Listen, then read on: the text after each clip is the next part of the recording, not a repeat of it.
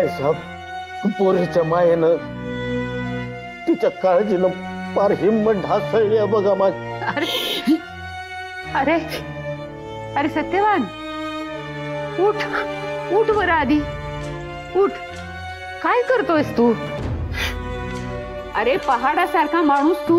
I साहेब विटाचं दुःख बघवत नाही. शांत. लगीन झाल्यापासून या घरात मी माझ्या इठाला कधी खुशीत कधी हसताना पाहिलंच नाही. म्या नेहमी अशी घाबरलेल्या हरणीवानी दिसते विठा. आय साहेब विठाचं काही चुकत असेल ना तर त्याची सजा मला द्या. मी सगळं सहन करीन पण विठाचा त्रास सहन होत नाही. नाही बघवत मला. हो रे, मी पण एक स्त्री आहे. विठाचं दुःख मला कळत नाही असं वाटतं का रे तुला? मग सांगा ना भिकाजीच न्याय साहेब, आता तरी मायेनं नांदवा माझ्या विठाला. आता तुला काय सांगू, नाना प्रकारे त्याला मी समजावून बघितलं, त्याला दम दिला, त्याला रागवले, त्याच्या पुढे रडले, पण कशाचा परिणाम नाही त्याच्यावर. आणि मला सांग, नवरा बायकोत आम्ही दखल देणं कितपत योग्य आहे? बरं वाटतं का ते? सत्यवान, मला तुला माहितीये मी भिकाजीला थोरल्या भावाचंच प्रेम नाही तर बापाचीही माया दिली. त्याचा आणि विठाचा संसार सुखाचा व्हावा असं मला वाटत नसेल का रे? खरंय मालक. सत्यवान, ही बाकी कसाही असेल पण एकदा का कुणाला आपलं मानलं की त्याच्यासाठी काहीही करताना मी हातचं राखून ठेवत नाही. तू दरोडेखोर होतास पण मी तुला जवळचा मानला. तुला माझं सर्वस्व पणाला लावून पोलिसांच्या पंजातून सोडवलं की नाही? मला सांग, विठाला या घराची सून करून घेताना एकदा तरी माझ्या मनात आलं का रे ही दरोडेखोराची मुलगी आहे? उलट मीच स्वतःहून मागणी घातली की नाही. तिचं भलं व्हावं, तिच्या आयुष्याचं सोनं व्हावं असंच मला वाटतं रे. पण आता मी काय करू शकतो मला सांग बरं?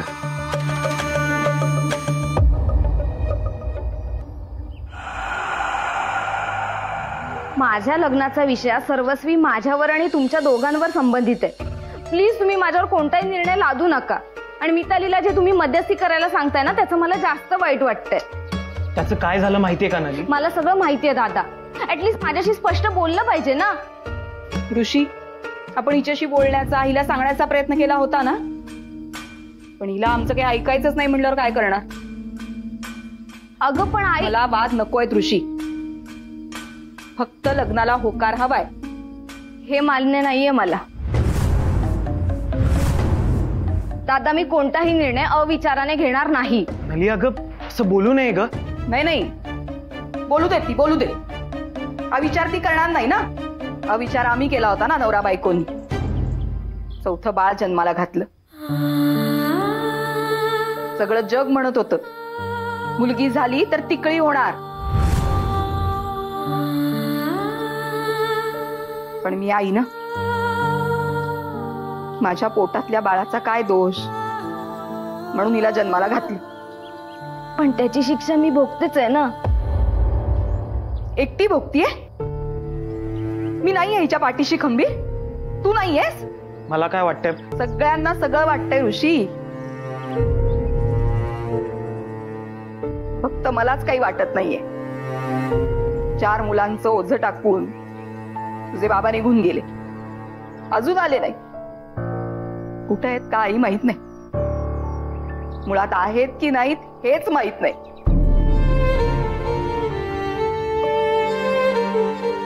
पण मी हे सगळं सहन करतेय ना. आई, पण हे आधीच निश्चित झालं होतं ना की आयुष्याचा पुढचा मार्ग हा कठोरच असणार आहे. मला अजूनही बोलतात ग, अशुभ आहे, अपशुगुन येईन नली. जन्म झाल्या बापाला खाल्लं. 2 भाऊ घर सोडून गेले. आई सुद्धा नीट बोलत नाही. आणि आता तर झाडासोबत लग्न करायला निघाली. बघितलंस ना कशी बोलतीये ती? माझ्यावर विश्वास नाहीये हिचा, माझ्यावर संशय घेतीये. ते मंदार आणि अविनाश निघून गेले ना, तेव्हाच निघून गेली असती ना तर बरं झालं असतं. आई अगं अरे मला काय सांगतोयस? हिला कळायला नको, भान नको हिला कुणाशी बोलतीये ते. आई आहे ना हिची, वैरीण नाही. नवऱ्या सकट जगाचा विरोध पत्करून हिला जन्माला घातलंय मी. कारण निष्पाप निरागस जीवाची हत्या करणं मला मान्य नव्हतं. आणि मी जन्माला घालून कोणावर उपकार केलेले नाहीयेत. मी माझा मातृधर्म पाळलाय आणि शेवटच्या श्वासापर्यंत पाळणार. माझं माझ्या मुलांवर किती प्रेम आहे हे जगाला ओरडून दाखवायची मला गरज नाही. मी जे ठरवलंय ते होणारच. हिचंच हाडाशी लग्न होणार म्हणजे होणार.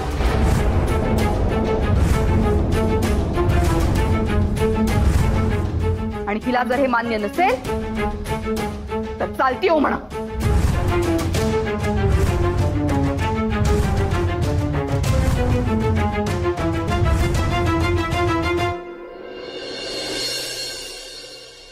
वेद, फार जास्त आउटस्टँडिंग ठेवू नकोस. नाही म्हणजे 2-4 दिवस सवलत दे, पण त्यापेक्षा जास्त नको. पार्टीज कडून वेळच्या वेळी पेमेंट जमा झालं पाहिजे. नाही, आपण तसं फार पेंडिंग ठेवतच नाहीये. आता जे पेंडिंग दिसतंय ना ते आपल्या जुन्या कस्टमर्स, यांच्यावर आपला विश्वास आहे ना. धंद्यात विश्वास चालत नाही बाबा, व्यवहाराच्या ठिकाणी व्यवहार. बाबा मान्य आहे, आपले एक्सपेन्सेस थोडेसे वाढले. नुकतीच कामगारांची पगार वाढ झाली, थोडासा खर्च वाढलाय, मान्य आहे. मी नका टेन्शन घेऊ, मी मॅनेज करेन. बाबा. काय रे स्वरूप, काही काम होतं का? हा,